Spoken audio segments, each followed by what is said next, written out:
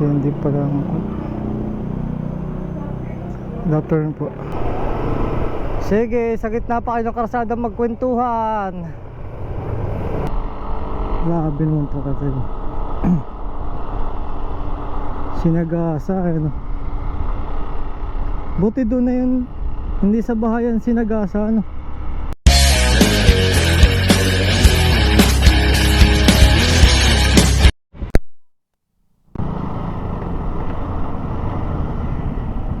Ay grabe naman yung nag-collect ng basura.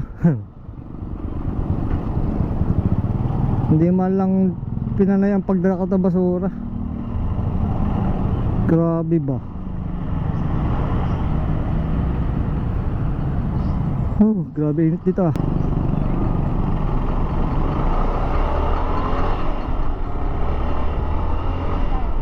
Ha?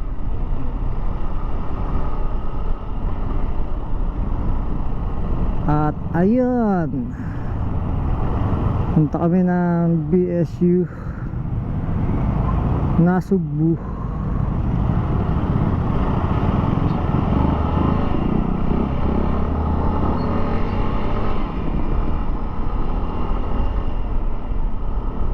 May kukunin lang ata kami.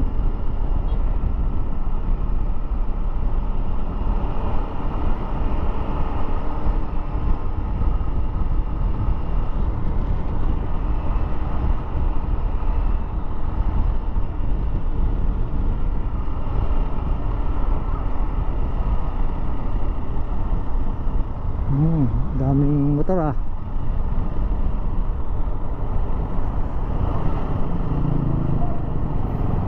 Daming motor ng mga repo. Oh, ganda ng ADB yun ah.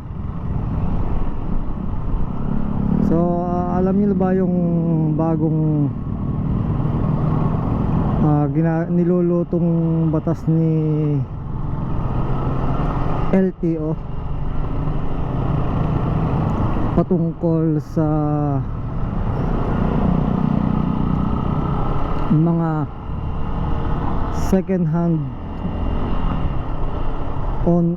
owner o second hand na sasakyan o motor na kailangan ng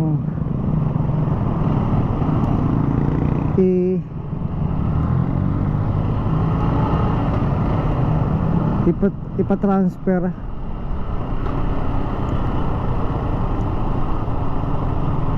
o kaya kung magbebenta ka ng sasakyan, kailangan mo na ngayon i-report sa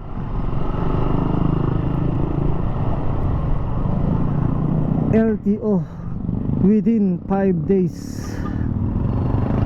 At kung hindi,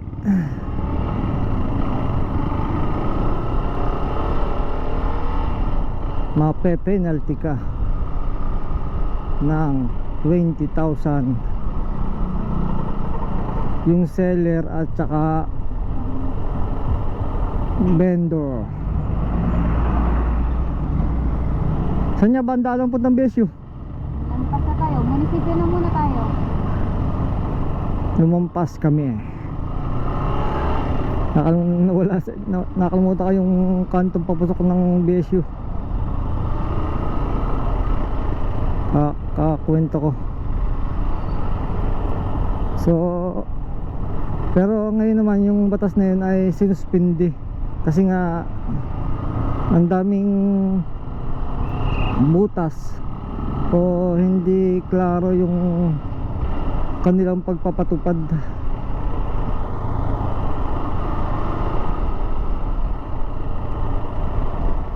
Kaya nasuspindi ngayon. Kaya may panahon pa yung mga second hand na may sasakyan na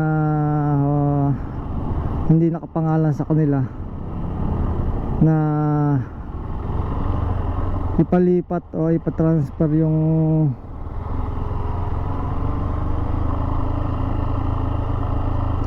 sa pangalan nila.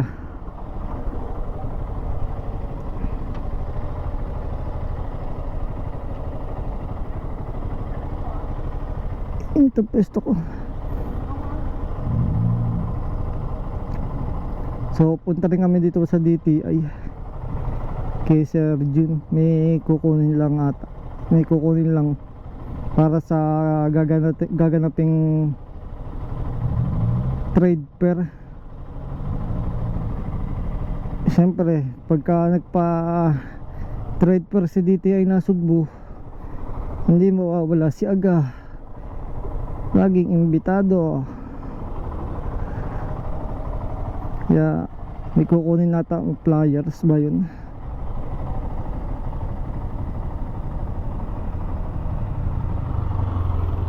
Kasi bukas na yung umpisa ng trade fair hanggang 17.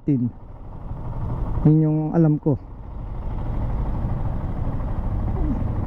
Tapos ang punta nila ay madaling araw para sa preparasyon ng mga gamit. At yun, ito nga pala yung munisipyo ng Nasugbu, diba? Maganda na siya, may decor na, may Christmas light na. Pero maganda ito pagkagabi.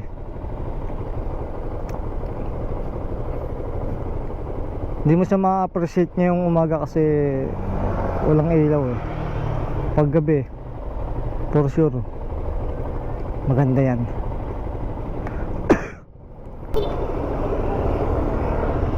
So umikot na kami. Nagsigurado na ako baka mapara pa kami ng enforcer eh. Hindi ko kasi alam kung one way yun o ano. Kaya nagsigurado na lang ako.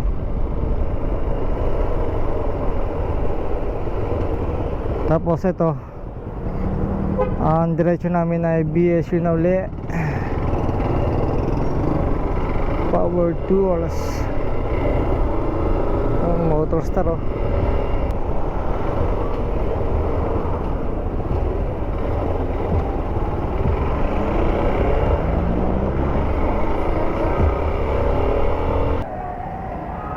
So yun,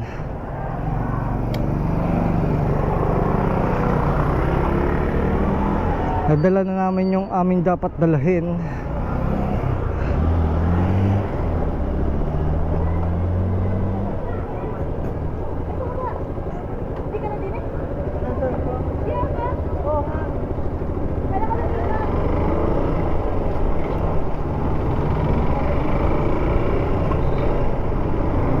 Hindi ko nakilala si Saplala.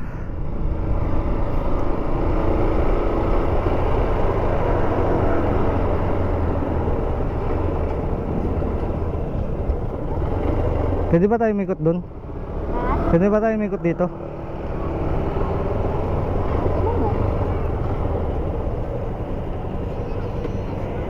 Para hindi na ako lumabas sa highway. Pwede na lang.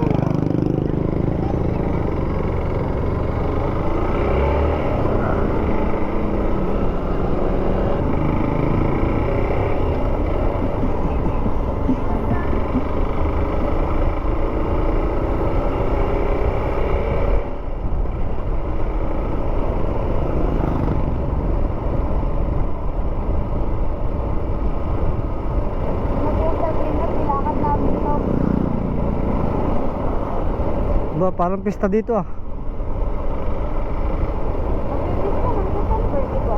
Nasugbo. Kaya pala eh. Kaya pala may banderitas na eh.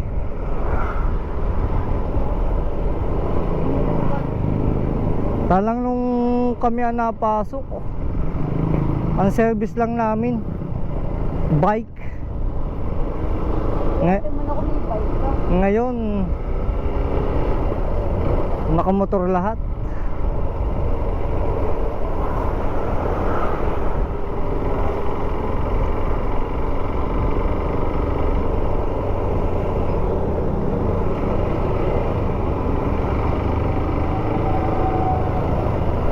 Tiyanggihan pala ito eh.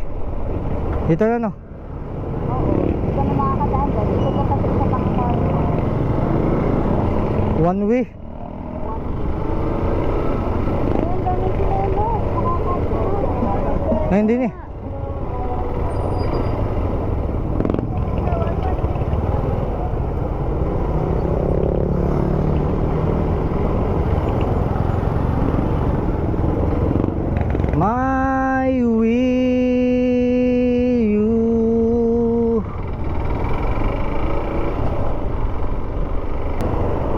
Sama tayo. Hanap ka na lang ng parking dyan. Dapat bigyan mo sapatos mo. Wait. Diyan tayo pumarada.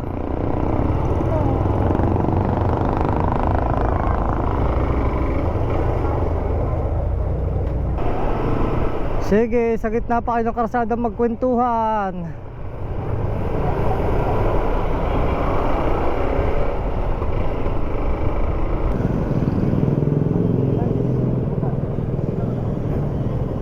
Ay, bumaba, pinababa nga.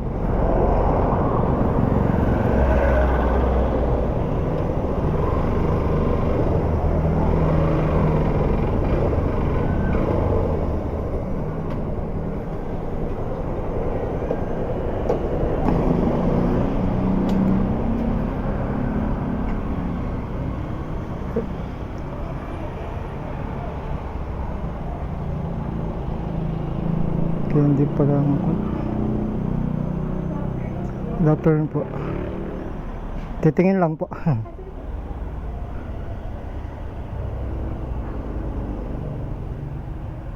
Malaki pa lang po. Salamat po. Okay, so yun. Dumaan ako doon sa ano ko yun, motor trade ata yung aking nadaanan.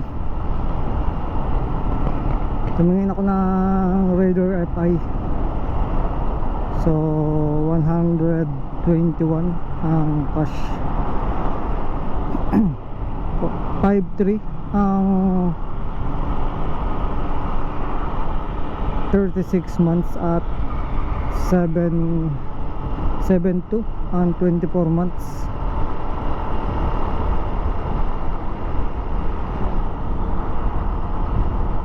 Kasi kung sakaling makukuha ako ng hulugan, doon na ako sa brand new na ako mismo yung sa akin mismo nakapangalan kaysa second hand na hindi pa sa akin nakapangalan, di ba? Eh what if kung matuloy nga yung batas na, di ba, yung pinatupad ni LTO na kailangan pa-transfer yung sasakyan o motor doon sa may kanya talaga, di ba? Magdodoble gastos kung second hand ang bibilhin, pero kung brand new naman all goods kasi automatic sa akin nakapangalan yun. Buti nilang napatransfer ko agad siya sa pangalan ko. Ganda lang kubo ah. Labi naman to kasi. Sinagasa ano. Buti doon na yun, hindi sa bahayan sinagasa ano. Doon sa sagingan ipinasok. Nakaputak na ang ulan.